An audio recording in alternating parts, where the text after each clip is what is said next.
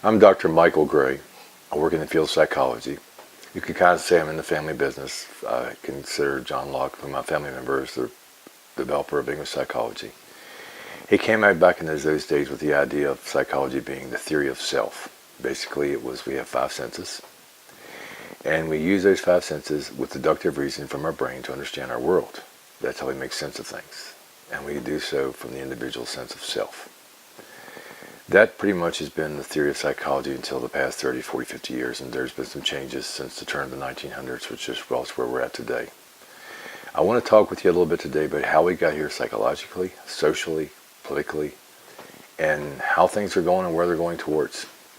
The reason for this information is to let you have a more keen awareness of what's going on with us in a way that's kind of hard to forget and ignore. I'm very troubled for the simple fact that I try to do in my work Christian counseling basis for individual therapy and substance abuse for the most part. But however, having over 20 years of college alone, over 5 degrees, plus some other work that's not even degreed, and training in the military, I've been given a lot of information. Now I say these things because the first degree I ever got in 1970s was Dr. William R. Nelson as political science and law, paralegal system, instructor for that department. He's a wonderful man who told me, it's not where you go to school or what you learn, as much so as what you do with it to help others. The true value of information and intelligence is to being able to offer to other people in a way they can understand it, they can see all the information and make use of it and apply it in ways to understand their world. I believe that's a responsibility I have to you all, basing all this information in my time in life and all this experience in the field, 20-some years, 25 years in mental health. Playing backup at a team that was nationally ranked football, so I understand physical training and exercise, which is part of my treatment programming for my people with substance abuse.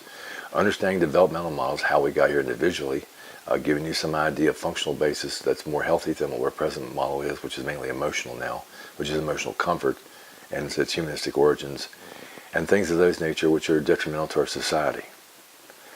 My biggest pride as a person is being able to hopefully, even though I'm an error like the rest of you and I don't claim to be anything special, is that of a servant. That's my goal in life. My personal faith is one that I hold dear to me, even though I'm in some ways worse than others, in some ways better than others, because we all have errors. I try to be a servant to others because that's the true test of what we're here for.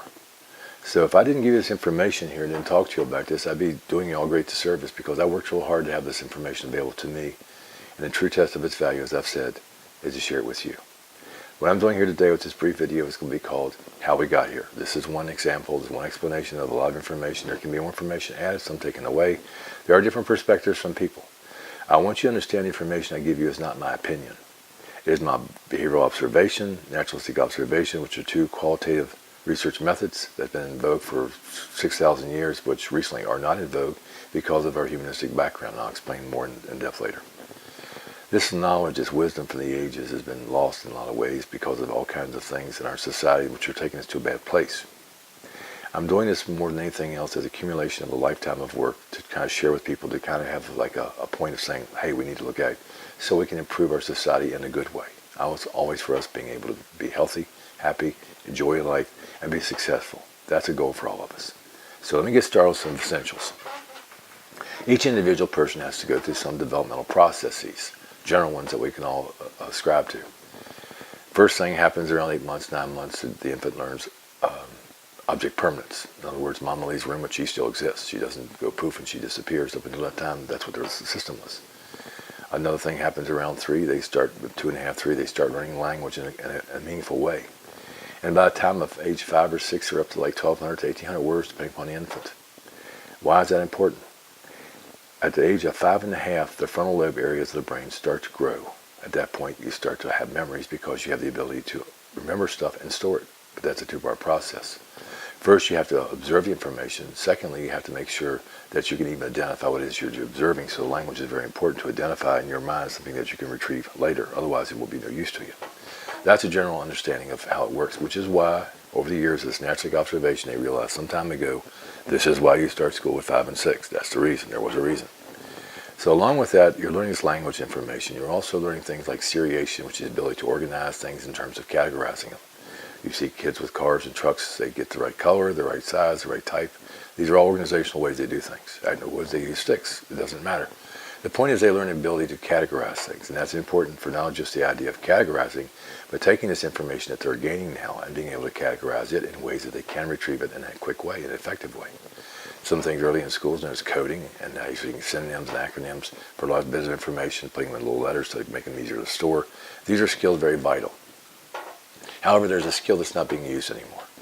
It is a product of a political, a philosophical, and a psychological change in our society, which is very systematically destroying the very essence of our civilization in some meaningful ways.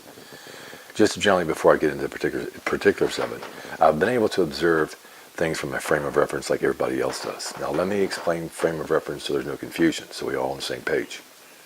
Frame of reference is the idea that from the age of 5.5 and 6, when you can have memories to the age you're at that time, absent some organic difficulties in your brain, or a complete lack of experience, you start to understand the world from your own perspective as what you see. That's your frame of reference. In other words, mine is from the early 60s, watching John Kennedy be sworn in as president, Dwight Eisenhower with Mame sitting aside while Chief Justice Warren swore him in.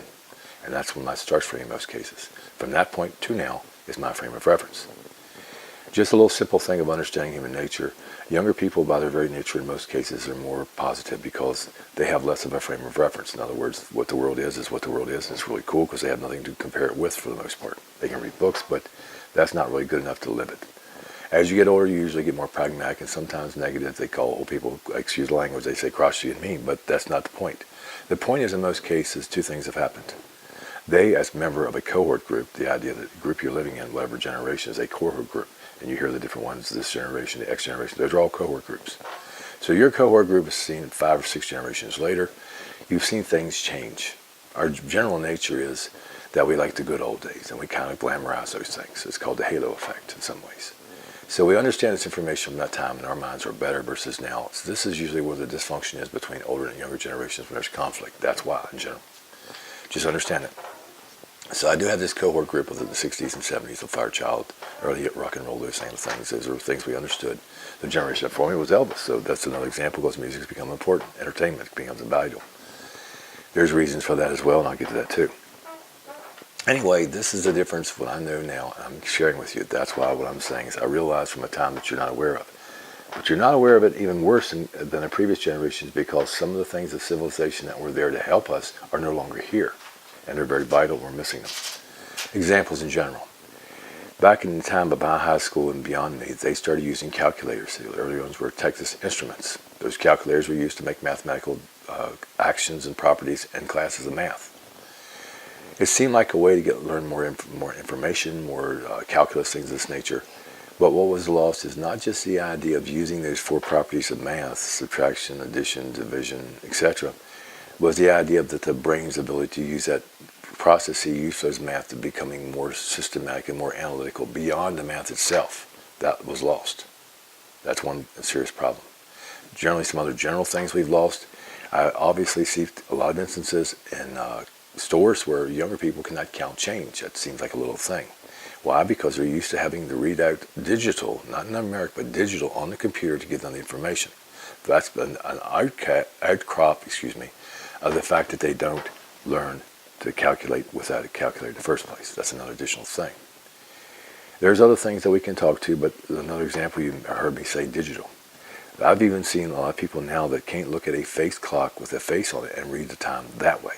That seems sad to me because my understanding of our culture over 6,000 years for basically is we made money, we learned to tell time, we learned to make basic calculations, we learned language, and we learned things that we socialized with each other in person. What we call now with social media. There's a problem there as well, and here's the big one of it. The communication process generally has been described as being less than 10% of actual talk and words. In other words, almost 90% or more is body language, inflection, loudness, softness, facial expressions, all kinds of things that are not directly related to speech. If you hear somebody on the phone, you only, for the most part, hear speech, so you miss out on a lot of communication that you otherwise would have. So it's really not social. In fact, it's very isolating. Along with computers versus socialized things of sports and games outside to learn about nature, simple things like how to grow crops, how to hunt for your own food, how to build your own houses. A lot of these things are being lost, and it's a lot of ways because in some cases, everybody's told to be in college now versus having trades.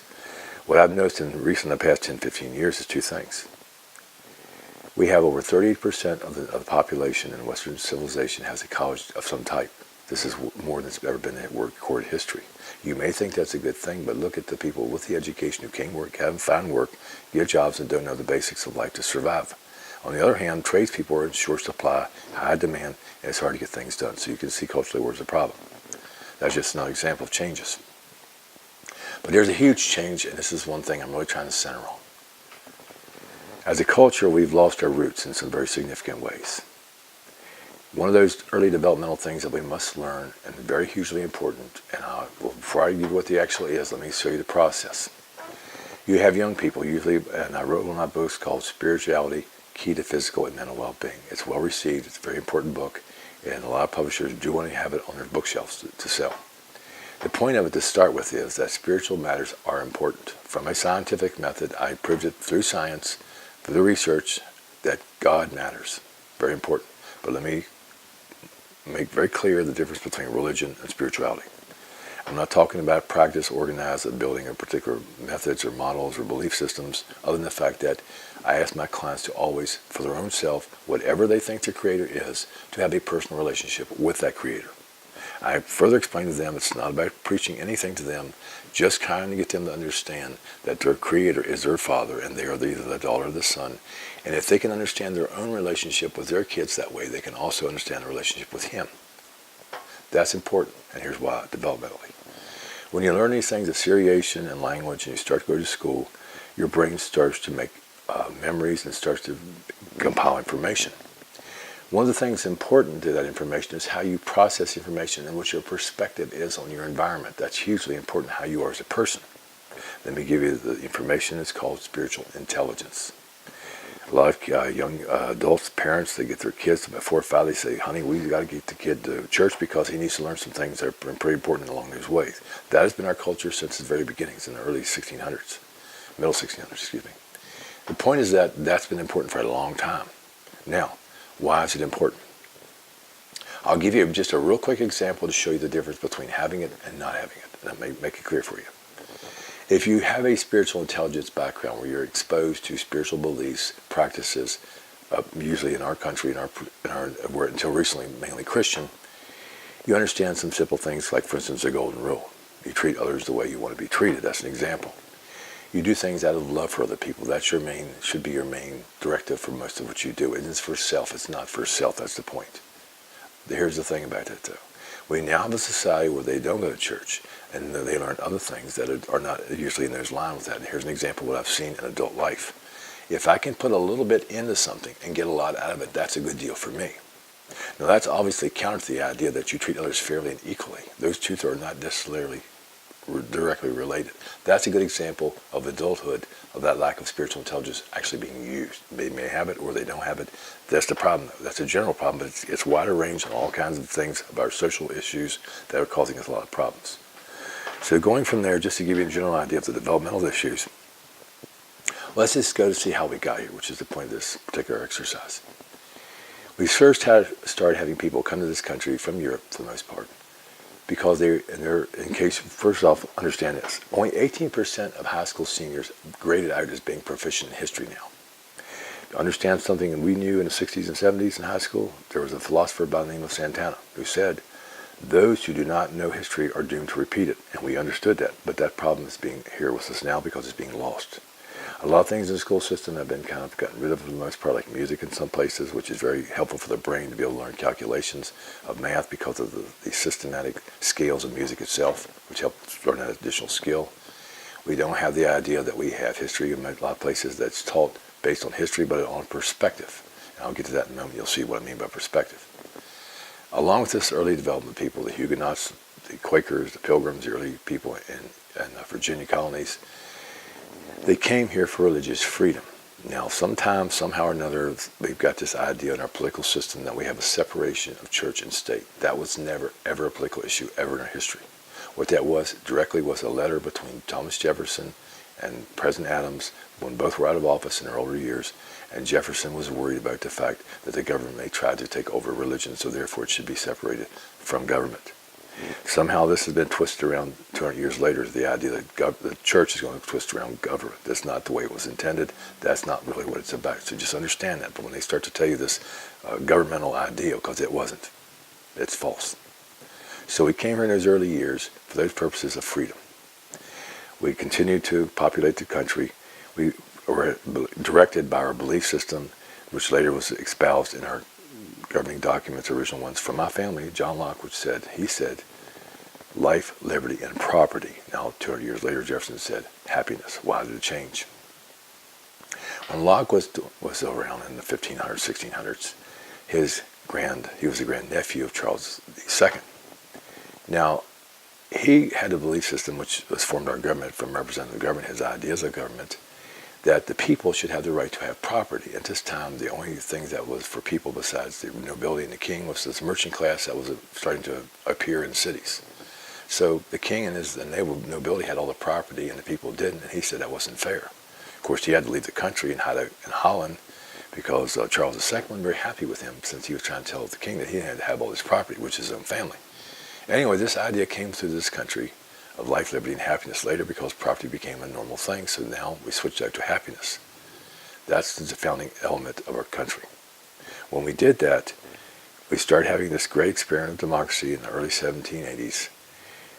We also decided, because of our history and the pain that the early people had went through back in Europe for coming here, we wanted to worry about the fact that we didn't want to have tyranny of the masses. That was a concept that later on has more importance as we come forward. So in other words, we want to have people more educated because they'd be smarter and would be less suspicious, less paranoid, less discriminant was the idea with education. So the first known country in the modern world to have public education was the United States. Early 1780s it starts. So we started with what's called primers. Those were used to teach you. That was your textbook. And you had the Bible as the backup, or vice versa, in the case may be. Those primers, as an example, they would have a well-known language. A was Adam, B was Baal, C was Christ, D was David, etc. They would teach you morals and values. They would be your parables, things like that. And of course, they taught you stories from the Bible and from this primer, which is based on spiritual principles and religious principles. That was our education for our country. That went from 1780 and continued on into the early 1920s when it started to become out of favor, when the primers had less than 10 to 15% of actual spiritual content. Up until that time, you're talking almost 150 years, our country was founded and based on this education and socializations of its people who did go to school, maybe the first, second, and third grade, to learn simple language and writing their name, things of that nature, counting and learning math. They learned biblical principles. They went to church. Until the early 1900s, there was close to 70 or 80% people in church every Sunday, or close to it. Anyway, so we come to this era, we move to this time frame. Of course, we're not perfect. We have things that are wrong. There's never be a time or place, as Scripture would say, no one is without spot or wrinkle, so none of us are perfect. So we went from the 1780s all up to the 19s and then the 20s, when the primer stopped having this substance for the most part. Now, we entered the start of a problem era. Things are happening different than they've been in our past. We have World War I. There's a lot of suffering, mass devastation. This ends up in 1918, and it's pretty much over. But also at this time, we have the Roaring '20s. It's a time of party, happiness, relaxing, gaiety. We start having inventions. That becomes important now. So one of those inventions later on is the automobile. What that does is it allows people to have mobility. Imagine before that they didn't have this mobility. They have to get in a wagon and a cart, which moved a whole lot slower, and they didn't get to as much movement as they had before. The point is there, up until that time, is most families live near each other. Grandparents, parents, kids, etc. They're near each other. They have the influence of all those generations to give them knowledge and understanding from the older to the younger. That was a general thing that was part of our culture, along with this education spiritually. Now we start having mobility, starting the process to move around. But then the 1930s come.